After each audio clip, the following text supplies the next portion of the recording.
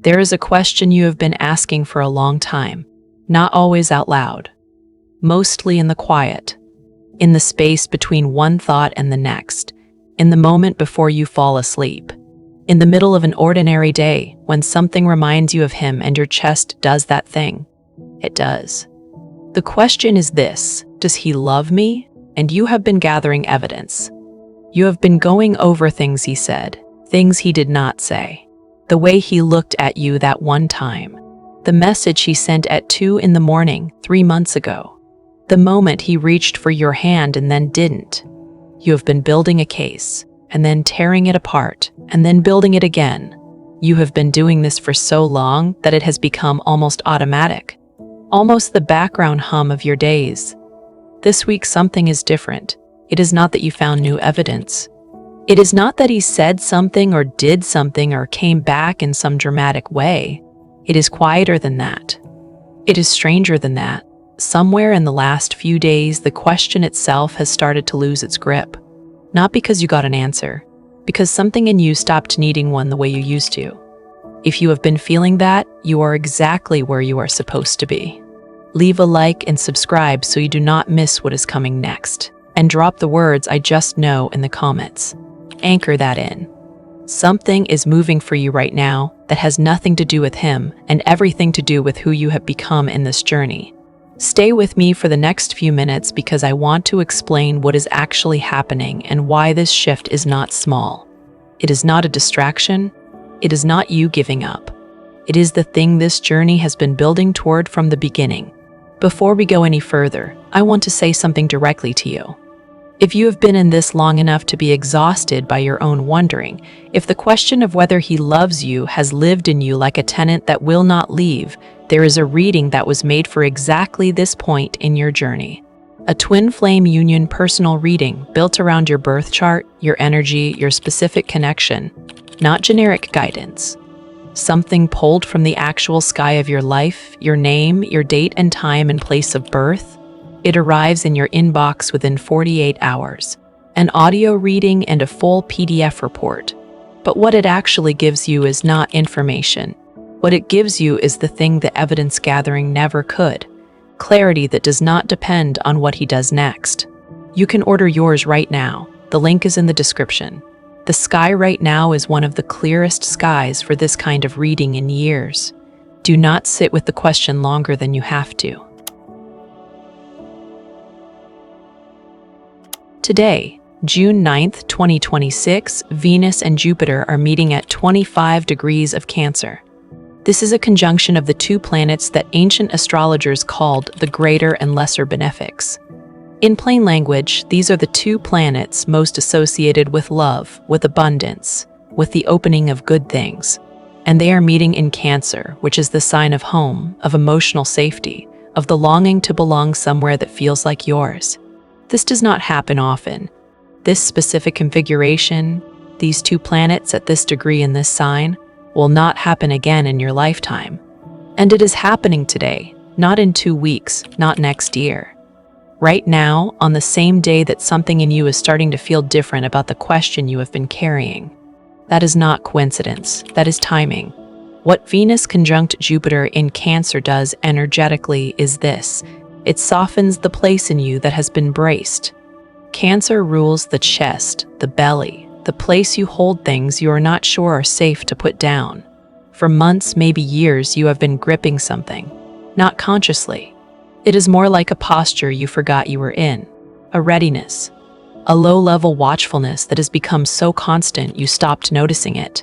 This transit does not take that away by force. It is more like warm water meeting tension. It just begins to release it.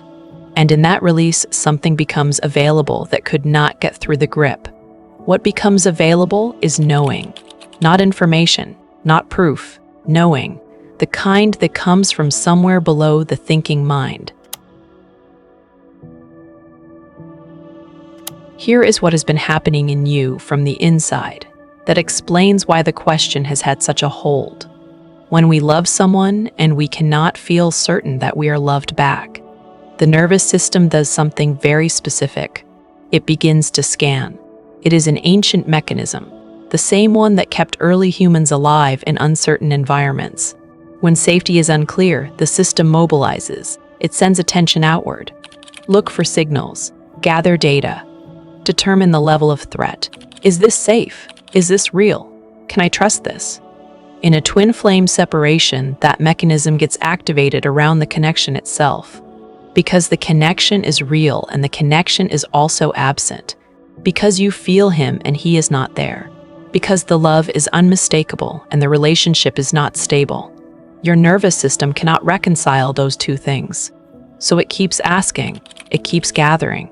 It turns the question over and over, not because you are weak or damaged or too attached, but because that is what a nervous system in an uncertain environment does. It tries to resolve the uncertainty by collecting more information. The problem is that no amount of information resolves this kind of uncertainty. Evidence of his love, even real evidence, even incontrovertible evidence, does not actually stop the scanning.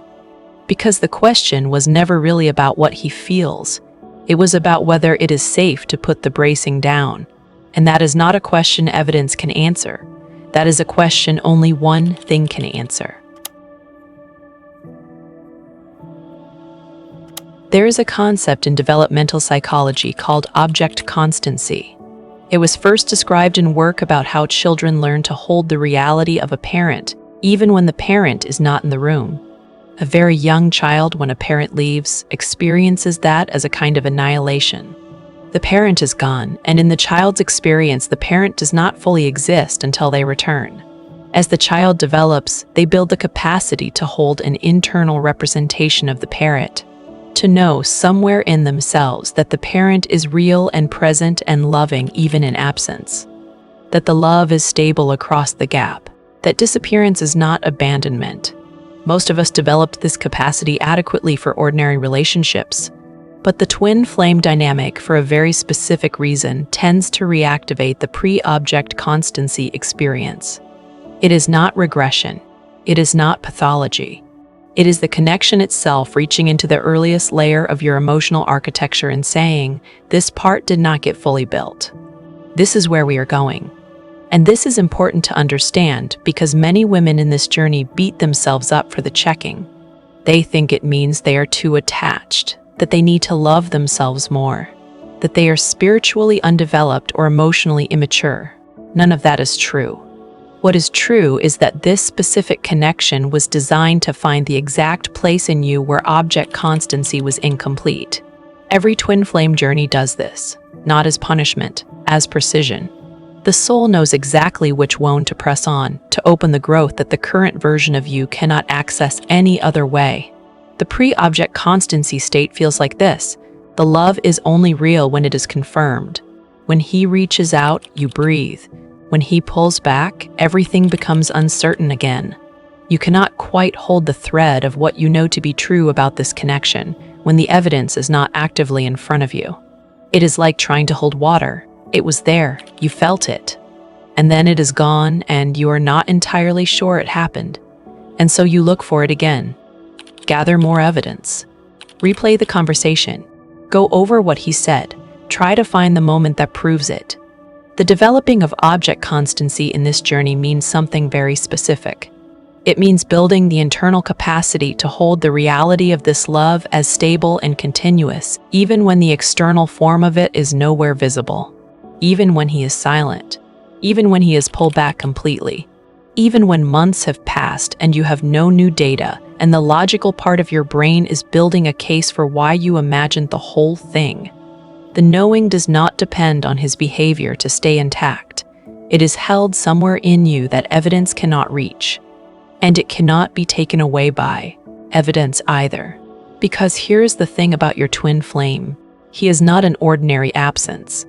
He is an absence that is also a presence. You feel him when he is gone. You dream about him. You sense his moods. You know when something has shifted in him before he tells you or before he does anything visible. The connection does not go quiet when the contact does, which means your nervous system has been trying to apply ordinary evidence-gathering logic to a connection that does not operate by those rules. You have been asking for proof from someone whose presence you can already feel. You have been demanding confirmation of what you already know. Object constancy in the twin flame journey is not the absence of longing. It is not no longer caring whether he comes back. It is the capacity to hold his love and the reality of this connection as stable and real and unbroken, even when the external form of it is in collapse. It is knowing in the body, not just in the mind, that the love is not a question. This is what you have been building toward. This is the developmental arrival that this entire journey has been trying to deliver. Not union, not reunion. This. The internal stability that does not depend on his behavior to remain intact. And the sky today is specifically amplifying the frequency of this kind of knowing. There is a reason this matters beyond your own peace, though your own peace would be reason enough. The twin flame dynamic operates as a field. This is not metaphor. This is something that people in this journey experience consistently and that physics of consciousness frameworks are beginning to map. When two people are in energetic connection at the soul level, the emotional state of one does not stay contained within one. It moves. It crosses the gap. It lands in the other, sometimes as a feeling, sometimes as a thought, sometimes as a dream they cannot explain, sometimes as an impulse to reach out that seems to come from nowhere. What this means for you is that the question, the scanning, the evidence gathering, the low-level anxiety of wondering does not stay only in you. It moves across the field. And what he receives, not consciously, but energetically, is the frequency of doubt, of unsettledness, of a love that is conditional on his confirmation. And the part of him that runs, the part that finds closeness overwhelming, the part that has spent years building elaborate internal justifications for why staying away is the right thing, that part recognizes doubt. That part knows how to respond to uncertainty. It responds by creating more distance, because distance is the only strategy it has. This is not a character flaw in him. It is a nervous system pattern. His system learned, early, that emotional closeness carries a hidden cost. That being needed means being trapped. That love, when it becomes too consuming, becomes something that erases rather than expands. So his deactivating strategies are not cruelty. They are the only tools he had for a very long time. When he feels the question coming across the field, the doubt, the seeking, the need for confirmation, his system translates that as demand. And demand activates the flight response. But doubt is not all he has been receiving from you. Underneath the question, underneath the anxiety, there has been something else running in you the entire time. You felt it in the moments when you stopped trying for a few hours. In the rare quiet moments when you were not actively thinking about him, and he suddenly appeared in your mind, and it just felt like warmth. No agenda, no need, just the recognition of something real. Those moments have been crossing the field too. And they are the moments when he feels the inexplicable pull that he cannot rationalize away. The ones that wake him up. The ones that make him reach for his phone and then put it down because he does not know what he would say. When the question stops, something completely different enters the field. When you stop needing his confirmation and begin to operate from a place of knowing. What he receives across that connection is something his nervous system has never received from you before. Stability, not coldness, not indifference, not you being done with him. Stability. The frequency of a woman who knows what is real and is no longer asking him to prove it to her. And that frequency, for a twin flame masculine, who has spent this entire separation trying to outrun the weight of what he feels, is disorienting in the best possible way. Because there is nothing to push against. There is nothing to run from. There is only a field that has gone calm. And calm, for a man who has been carrying the guilt of what he knows he is abandoning, is the most unnerving thing she could offer him. You cannot manufacture this. You cannot perform it. He will feel the difference between genuine knowing and the performance of knowing in about 4 seconds. This is not a strategy. It is a developmental arrival. And the only path to it is through exactly what this journey has been putting you through. Here is what this is, a good time to name. One of the hardest things about this journey is that you cannot see your own movement inside it. You feel the weight of each day. You feel the setbacks as erasures. You feel the good weeks and then the hard weeks, and you cannot tell from inside whether you are actually going anywhere or just cycling. If that is where you are, there is something that was built for exactly this: the Twin Flame Journey Tracker and Progress Workbook. 39 pages. It tracks your stages month by month, your synchronicities, your weekly patterns, your movement through the 8 stages of this journey. Not because information creates transformation, because you cannot see your own growth without a record of it. The question you are really asking when you wonder if you are progressing is the same question you have been asking about him. Am I actually real? Is this actually going somewhere? The workbook answers the first one in black and white.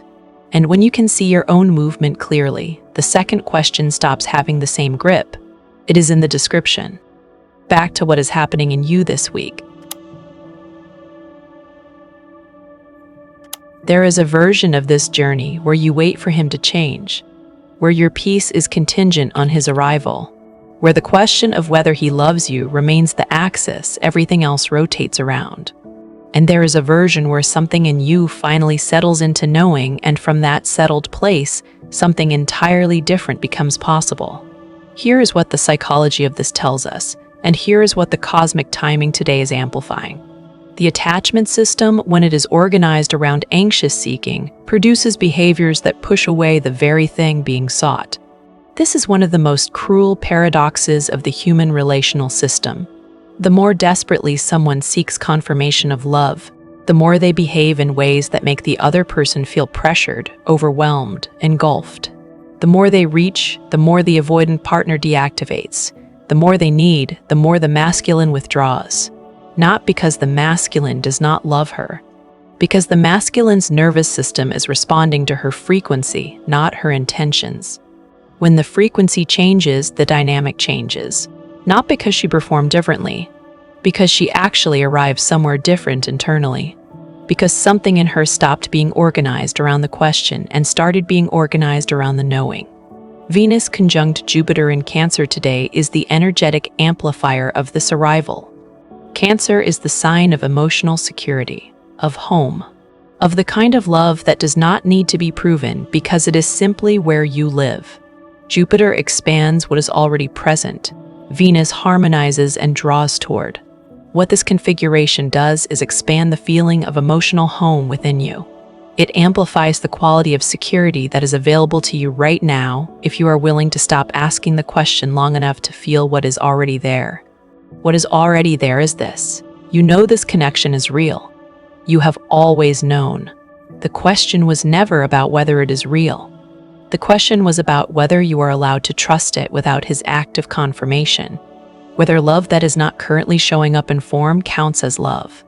Whether you are allowed to feel certain about something that is still in motion. You are. The connection is real. His love is real.